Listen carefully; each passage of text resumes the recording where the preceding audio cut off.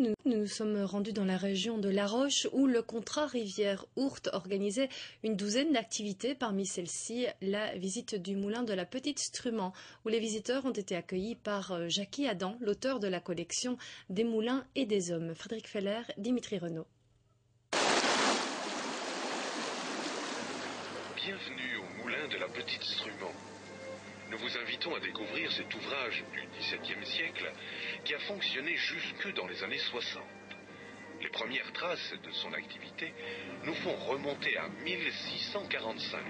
Une visite audio guidée pour tout connaître de l'histoire du moulin, c'est ce qui attend les visiteurs à la Petite Strumant, une manière originale d'aborder les journées de l'eau. Voilà, je suis essentiellement là pour ça, pour découvrir et pour y revenir éventuellement.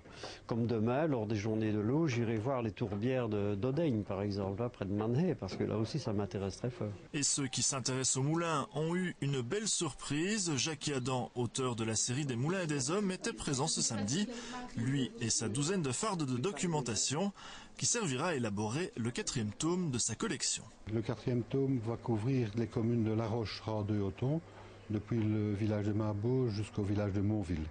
Donc vraiment au port de la Famenne. Vous, ce qui vous intéresse, au-delà de l'histoire du bâtiment lui-même, c'est plutôt les hommes qui y ont vécu finalement.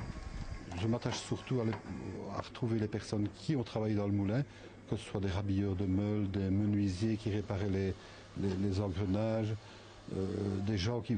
Il y avait des ouvriers de moulin auparavant, dans le temps, il y a des gens qui passaient tous les 2 ans ou tous les ans et qui disaient est-ce qu'il y a quelque chose à faire, et ils travaillaient, ils logeaient ici dans le moulin et ils réparaient.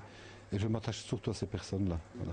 Des gens comme Jules Jacquemart, dernier meunier à la Petite Strumant, mais aussi comme les Lebout, dont Jackie Adam essaye de retracer le parcours. Son seul indice, un carnet de meunier retrouvé dans un grenier. Je voudrais retrouver les descendants pour pouvoir savoir qui était François Lebout, qui était meunier ici avec sa sœur en 1905, quand il était né, quand il est décédé, éventuellement une photo et quelques petites choses sur sa vie. C'est ça que j'aime bien retrouver. Rencontré par hasard via une émission de radio, Pierre Lebout, généalogiste amateur, s'est donné comme mission d'aider Jackie Adam dans cette recherche, preuve que son travail ne laisse personne indifférent, et surtout pas le contrat de Rivière-Ourthe, qui apporte également sa pierre à l'édifice. On aide un petit peu Jackie pour la localisation des moulins, pour pouvoir justement visualiser où ils se trouvent.